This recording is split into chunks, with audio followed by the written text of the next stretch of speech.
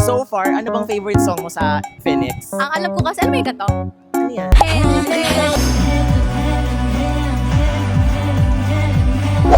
Sinampulan agad. Mamaya pag nandiyan na sila, ganyan pa rin energy.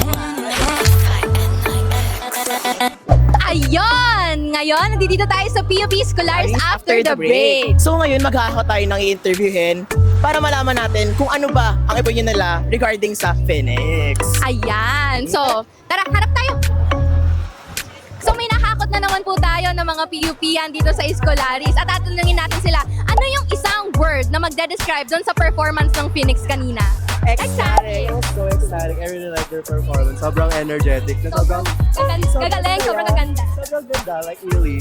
Yung performance nila, sabay-sabay sila sa sayaw nila and talagang makikita mo yung energy nila na bumagon talaga sila Kaya yung performance nila today, ang super energetic, sabay ang ganda. Alam sana tanungin, sino yung bias nyo?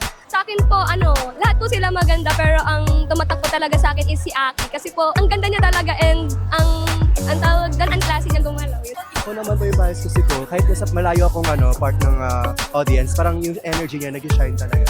Actually, lahat naman sila is sobrang hataw talaga kung sumayaw. Pero yung nakikita ko talagang pinaka-bias ko is yung si Aki. Sobrang energetic talaga. And kitang-kita mo na may potential talaga siya as dancer talaga. Kuya, parang pinakatumatak sa inyo na kanta kanina?